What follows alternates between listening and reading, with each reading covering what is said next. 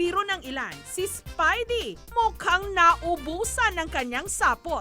Kaya ba nitong nakaraang linggo lang, nahuli itong nagko-commute sakay ng jeep sa Imus, Cavite. Papuntang Las Piñas daw noon si Siang nung makasabay niya ang binansagang Pinoy Spidey. Habang nasa biyahe po ako ng jeep papunta pong sa Pote, kabila, sumakay po si Spidey bandang Luminapoy po sa Imus. Then pagsakay niya, nagkakakaway siya sa mga tao. Then umarap siya sa akin. Actually, katabi ko siya. Sinimplihan ko siyang shot. Broken-hearted daw si Siang noon, kaya deadma lang siya nung sumakay ang superhero. Bayad po. Pero nung ipaabot na raw ni Spider-Man ang bayad, doon na bumilis ang tibok ng kanyang puso. Ang boses niya, no, pogi, tapos ang cold. Lalaki-lalaki boss niya, tapos may pagka-cold. Kaya sabi ko, makikilala ko yun talaga sa boses. Laking panghihinayang tuloy ni Siang ni hindi man lang niya ito nakilala. Kinilig ako nung time na yun, na nagay siya sa akin. Asan talaga parang sabi ko, ano ba yan? Sana makilala ko to. Talagang tumatatak sa isip ko, sana makilala ko to. Kaya ang larawan ng Pinoy Spider-Man, pinost niya online sa pag-asang makilala kung sino ang nasa likod ng superhero costume.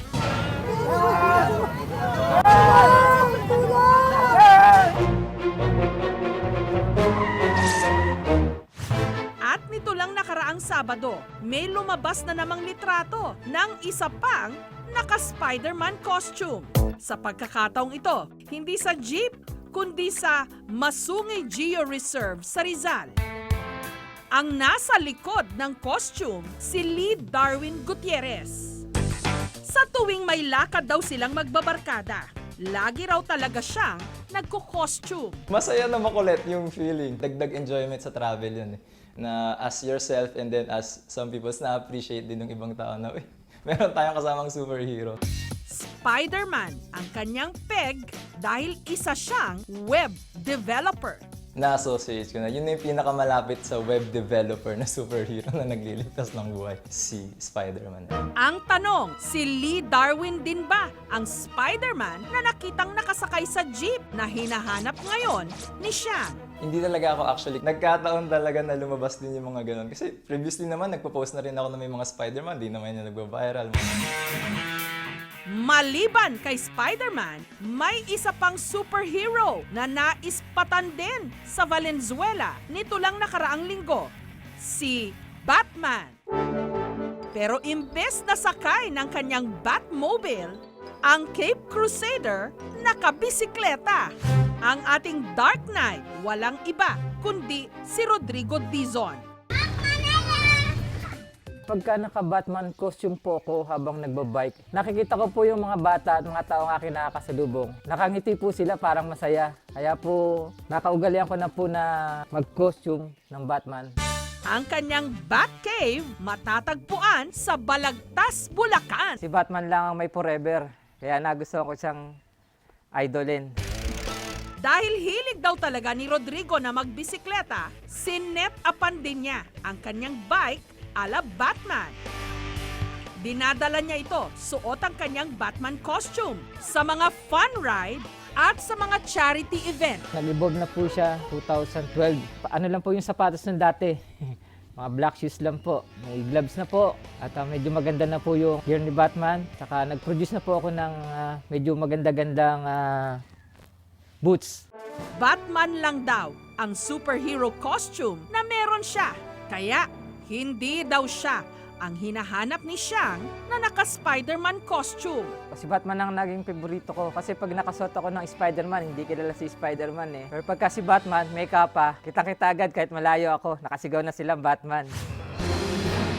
Tulong! Tulong!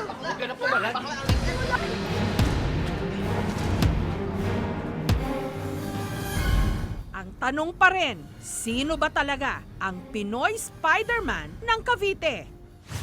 Hanggang nitong nakaraang linggo, nakatanggap si Siang ng Facebook message mula sa mga kaibigan daw ng nalitratuhan niyang Pinoy Spidey. Ayon sa mga ito, ang hinahanap ni Siang mula raw sa isang may kayang pamilya sa Imus, Cavite at kakampi raw ito ng kabutihan. Maganda yung ginagawa niya kasi nakakatulong siya sa mga kaibigan, sa mga unemployed na mga tao, tsaka sa mga street children. Ang ating Pinoy Spidey, likas lang daw talagang mahilig mang trip. Palabiro, kahit tirik na tirik ang araw, pinapangatawanan daw nitong mag-costume, makapagpasaya lang ng tao. At ayon din sa kanyang mga katropa, gusto rin daw nitong makipagkita kay Siang. Na-excite ako na makita siya, na for the first time, makikita ko siya in personal. Sana matanggal niya yung mask niya. At dumating na nga ang takdang araw ng kanilang pagkikita. Si Pinoy Spidey makikita raw dito sa kahabaan ng Burgos Street sa Las Piñas.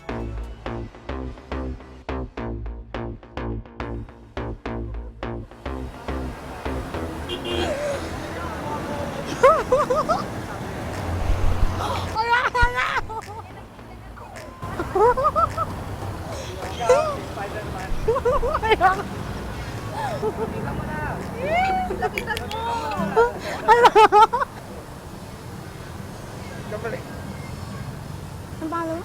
Secret? Sabihin mo na. Hindi. Dali na.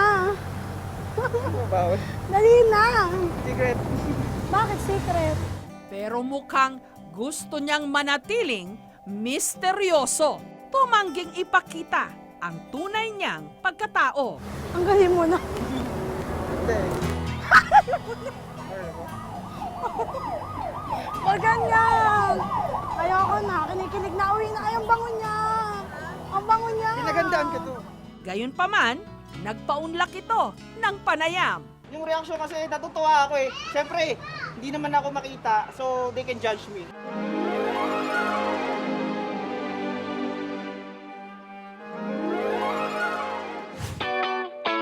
Kuwento ng ating Pinoy Spidey, nung araw daw na napicturan siya ni Siang, papunta raw siya noon sa tindahan ng juice na itinayo nilang magkakaibigan sa Las Piñas. Nung pinicturean ako niya, hindi ko alam eh. Parang yun yung first day. First day na parang testingin pa lang namin.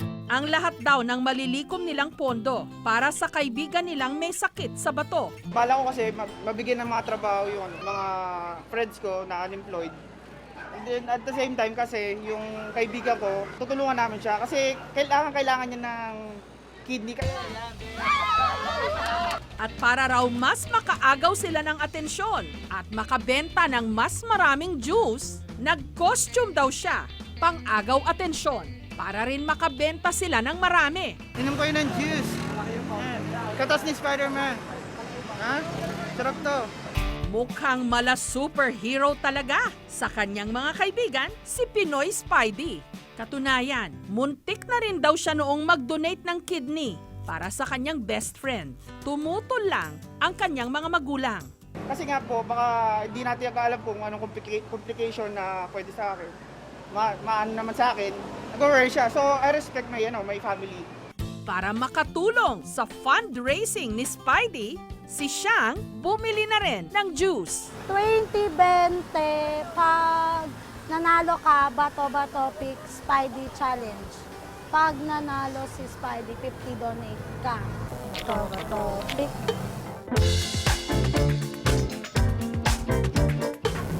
Pick. Anong pusta na ito, puso?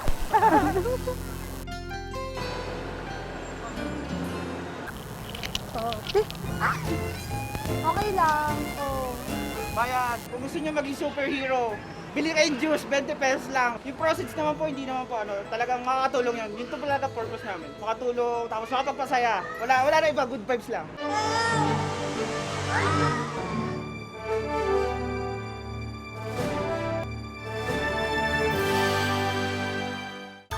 At para mas formal pang makilala ni Spidey si Siang, aba, niyaya niya itong makipag-date sa kahabaan lang naman ng kalsada ng Maynila.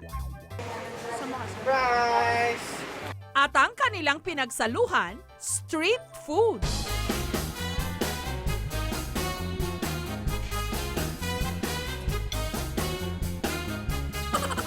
At hindi raw dito natatapos ang kanilang pagkikita. Pero sa ngayon, friends lang daw muna sila. Sobrang kulit niya. Pares-pares kami ng ugali, kaya siguro nagkasulo kami agad. Uy, di ako makulit ha.